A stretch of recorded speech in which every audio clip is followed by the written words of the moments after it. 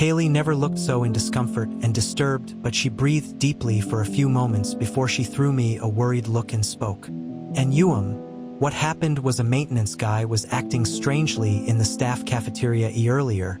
It got a little rowdy when people tried to shush him down, and it just turned into a heated argument with another maintenance guy. They started shouting and pushing at each other, and when people ran up to them to intervene, we thought it was already over. And then, one of the people who tried to break them apart was James, our pilot, but the guy just pounced on him. He managed to turn it around and hold the guy down, but Kaylee's hand tightened on the bag she was carrying. The guy broke free, and he suddenly took a bite out of James' arm. Everyone was shocked when it happened, and he just booked it out of there. What happened to the guy then? And James? What happened before he was... I don't know much about the guy after the guards chased after him, but I helped with James' arm first right until the nurse came. We gave him first aid while the others called for an ambulance. I saw the place where he was bitten but it's not like that in the news where it's a little discolored. I know that some time has passed, but it shouldn't look like that. Fuck. I wiped the beads of sweat on my forehead after reassuring Kaylee, and I took a deep breath. The horrible churn in my gut was still acting up, and when I turned back to Kaylee, she was still looking at me with the same worried expression. Slowly but surely, signals were going off in my head, and an invisible tension was starting to cover the area around us. With that said, on the door to my left where the security guards were, the guy with the rifle had his eyebrows scrunched while speaking to someone on his radio, while the other one was having a hard time keeping his animal companion in line. It was now anxiously pacing around, barking at nothing while letting out short whimpers. This is all too. Better safe than sorry. If I was just by myself, I would have run to my car as fast as I could, but I was with someone and was still waiting for someone. Furthermore, the person I was waiting for was just too fucking important to be left behind, and if it wasn't for him, most of the things we have wouldn't be fucking possible. All I could do at the moment was grab my phone and send Oscar a text. What is taking you so long, old man? Doesn't feel right. Something's about to go down. You might be fucking right on this one. Shit. Do you really think so? Code Zulu Alpha? It's kinda different compared to what you've shown me. Well, better safe than sorry, Can you hurry up then? I would if I could. I'm still at this fucking checkpoint on the tarmac. This shitty medic is checking everyone's temperatures for the third fucking time. I'm really close, but someone got held up in front. Can you try and pick me up though? I can't just run through the crowd. Can I? Can I slip the guard here a $50? That'll work, right? No, just wait for me there. I got a plan. You sure, kid? Yeah, just stay put. After a short exchange of messages, I turned to Kaylee and asked if there was a way I could be let inside the easy route or the door to the left. But as I thought, it would be impossible, and even if Kaylee could easily pass through it by herself, it would be difficult to pick up Oscar on her own. We needed someone with authority to get past the doors and escort Oscar out of the crowd. He was in, but as I turned my head to look a bit further to another passage, a smile slowly crept into my face. That could work. I quickly stood up to put the plan in motion, and I just mouthed at Kaylee to follow my lead. The sound of my footsteps caught the attention of the guards by the door, but they just followed me with their eyes and did nothing right until I reached the passages where the restrooms were. So far, so good. When I was about 10 steps from the restroom, I pulled my phone out while I was walking briskly, but I went straight for this little yellow sign that was propped up on the floor. 3, 2, 1. Sir, one of the guards tried to warn me. In an instant, I accidentally slipped on the wet flooring, and I even used the momentum to kick my feet up as I landed on my back. I flailed my hands to make it a little more convincing, but I used my arms as support with my back to somehow neutralize the damage of the fall by slamming it right before I hit the floor. Perfect. A thud was produced loud enough for the guards to stop what they were doing and give me notice. At that same exact moment, Kaylee sprinted to me as she understood my intentions. "Are you okay, sir? Can why you?" Kaylee said a few sentences as she began to open her medical kit after checking my head. A faint smirk was hidden on her face when we made eye contact, and it didn't take long before one of the guards ran up to check on me. "Are you okay, sir? Do you need?" Kaylee snapped. He needs medical attention. Is the nurse still here? Why, yes, ma'am. You need to be careful, sir. I think you haven't noticed the sign here. Even if there's a sign, it's still the airport's fault. Our fault. He could sue us, you know? I waved them off with a helpless look. I'm very sorry. I was walking towards the restroom, but I got a text. I forgot to see where I was going and... Ow, my head kinda hurts. Don't worry. I'm not gonna sue. It's kinda my fault. I groaned while clutching a part of my head, and I even let my saliva fall from my mouth to add to our act. Kaylee shook her head as she sighed heavily. Our nurse needs to take a closer look at you, sir. I suggest we take you to the doctor's office inside, just in case of a concussion. Hey! The guard hesitated. The ambulance could still. You're really gonna tell me that we'd have to send him to a hospital while we have someone here that could check on him quicker? If he suffers from something. If we don't act quick enough, it's all gonna be on you. And no, Are you gonna let him in or not? It didn't take long before I was being escorted inside the premises, but I was trying so fucking hard to contain my laughter, not only from Kaylee's acting, but also from the guard giving me a pass in case someone questioned my presence. With that said, we reached the doctor's office and found out only the nurse was there. Once I was laid down on one of the beds, the guard apologized to me before he excused himself and went back to his station. However, I couldn't help but overhear his radio, which was receiving different calls that were requesting backup from different parts of the airport. We need to hurry, in which case the nurse present checked me for a bit and concluded that nothing seemed to be wrong. She was also worried at first about the repercussions Kaylee pointed out earlier, but her phone just started blowing up with different messages. I am being called down by the doctor. Miss Kaylee, kindly escort him back after a bit. I need to go down at the checkpoint. Excuse me. The nurse bowed before she turned the other way. The moment she left, I grabbed the doctor's bag and filled it with different sorts of medical supplies available. Antibiotics, ointments, bandages, pills, painkillers, and a few bottles of alcohol. I picked up a white coat and a stethoscope, and I wore both of these items. However, I noticed that Kaylee was looking at me with worry and confusion. What are you doing? I thought we were just going to pick your friend up. Is something wrong and you're not telling me? I held Kaylee's shoulders and looked her in the eye. All right, there's something wrong that's about to happen, but I can't get into the details yet. All I can say is, and I don't really want to sound like a fucking lunatic right now, but I've only heard whispers and seen few actual reports of this that got buried, but I really hope that I'm wrong. In case I'm right, we need to get out of this place as fast as possible. Aye. Please, Kaylee. Trust me. Kaylee just nodded while still looking me straight in the eye, but we soon followed the same path the nurse went into earlier. I looked at my watch to check the time, but when I turned to Kaylee, her face was distraught, and she seemed to be thinking a lot of things, but she knew that I wasn't playing a prank. Do you have family here? What? I said, do you have family here? Wait a minute. I need to process this. You said to trust, but... Can I? Contact them immediately. Tell them to prep. I wasn't able to finish my sentence when she pulled my arm back. Wait, I have Olivia and my younger sister at home, but my parents are away right now. Please tell me what's going on. Tears were starting to well in Kaylee's eyes, and she was starting to breathe a little heavier. We were at the front of the door, and we had already stopped walking. I was going to tell her about code Zulu Alpha later, but the faster we get to Oscar, the faster we could get home. If all she needed was a brief explanation, I would give it to her. It's just that her emotions were a little high-strung right now, and it might prompt a different reaction. I was about to try and calm her down again, but her phone rang. Kaylee picked it up, and a female voice resounded. Kaylee, sis, oh my God. Where are you?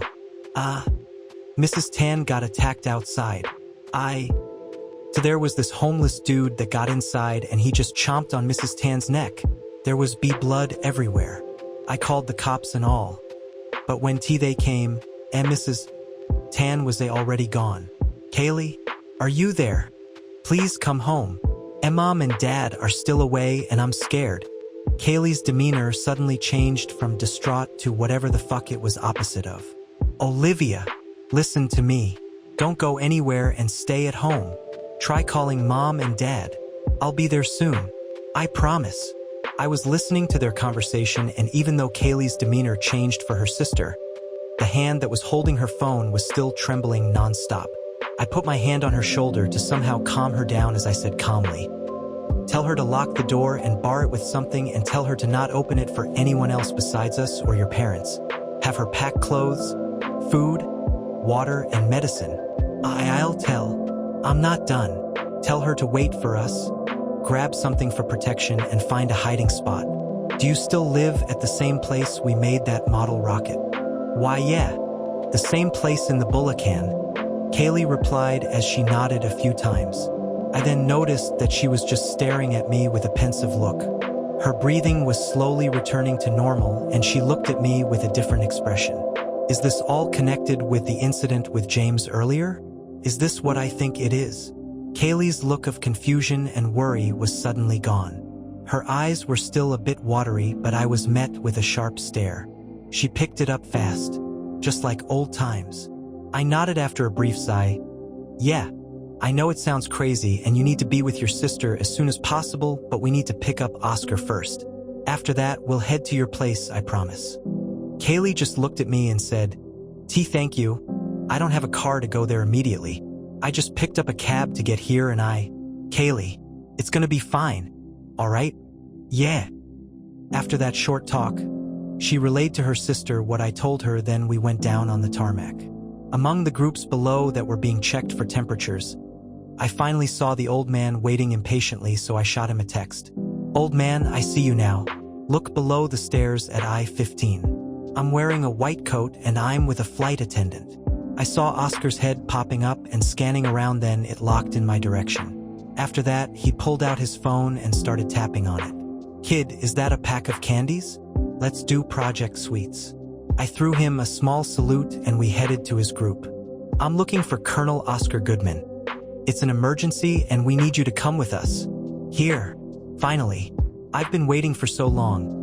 Right when Oscar stood up and walked in our direction, a couple of guards blocked the way between us. Wait a second, sir.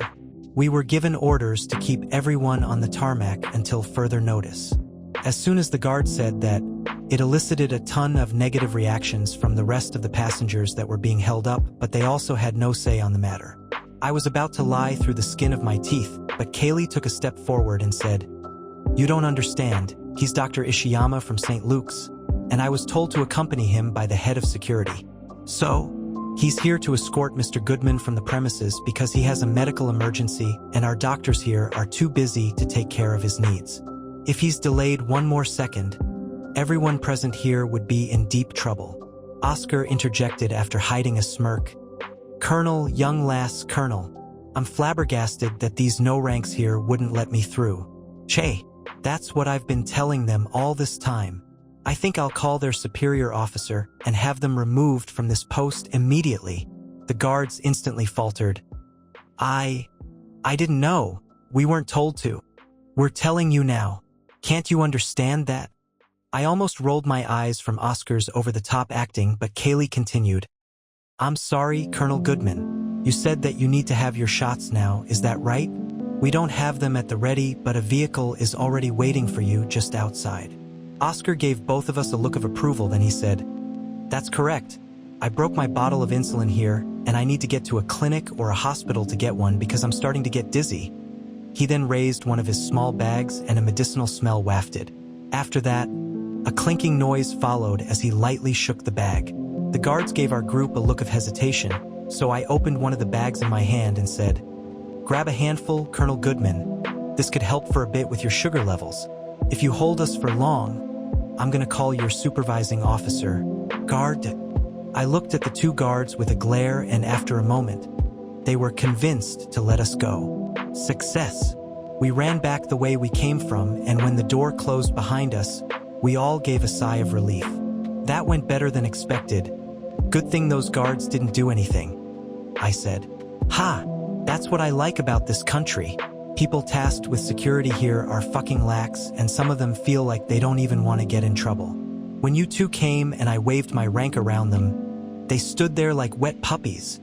Oscar cackled while still munching on the cranberries from his hand. Kaylee added as she turned to me, "We're 2 for 2, right? And who's this looker here? Your girlfriend." Oscar chuckled as he leaned close to me with this suggestive look on his face. His eyebrows were going up and down and I started to panic. I stammered as I couldn't believe Oscar would bring it up in this situation. He clearly knew that I'd never been in a serious relationship with anyone, and he kept on setting me up with people I didn't care about. I glanced at Kaylee, but I couldn't see her face from this angle, and I was hoping she didn't feel uncomfortable with that. However, all that followed was Oscar chuckling in response to the silence. Well, I'd be surprised if this kid would have one. All these years I've known him, never saw him on a proper date. I've been setting him up with anybody with potential, but he keeps turning them down. I was worried he'd go to a temple to be a Buddhist monk. Oscar's chuckling turned to a cackle once again. I see still haven't changed, huh? Kaylee smiled as she looked back at me. Well, aren't you the same? Kaylee threw a slight jab on my arm as I said it, and I was relieved she wasn't as distraught as earlier. I thought she would go back to the way she was after a bit, but I couldn't be more wrong. When we were right by the first exit, Oscar turned to me. "Kid, did you bring Betty? Your SUV?" "Of course." "Sweet. All right. Oscar chuckled as he attempted to do an impression of a certain actor. "That was so fucking bad. So, are we heading straight home now? Is she coming with us?" "She is, right?" "About that." I gave Oscar the rundown about what Kaylee and I talked about, and he just agreed under the condition that I tell him more about her when we get back. As I had no time to argue, I just agreed and we moved on.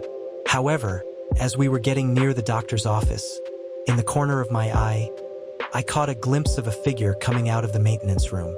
It was a person holding his neck with both his hands, and his blue uniform had darkened to a shade of black due to the blood trickling from his neck. If it was any other day, I would have rushed to help the guy, but seeing his erratic movements, I pulled Kaylee and Oscar back. "Kid, settle down, old man.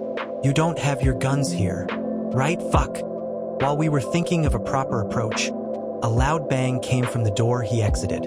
To my surprise, his face still showed fear when he heard the noise, and he rushed to the exit where the 2 guards were stationed on the other side. He almost made the same exact noise that came from behind him, but it startled the guards when he came to. "What the fuck or why?" A loud bellow was heard, but another voice interrupted. "H." A shout was heard from where the guy rushed in. Bang *, bang bang. Screams resounded from the area. Kaylee and I were just chatting earlier, and we had no time to think about what to do next. Fuck. Another series of screams followed, then a couple more gunshots rang out. We tensed after that quick moment, but it was soon followed by another loud crash from when the door to the maintenance room swung open. A figure, face bloody beyond recognition, stepped out. It was snarling, hands were crooked, body almost twisted, and moving in a much more erratic pattern than the man earlier. Its head suddenly snapped in our direction, then it suddenly lunged with incredible speed. As soon as it closed in, we heard a shout from behind. "Duck!"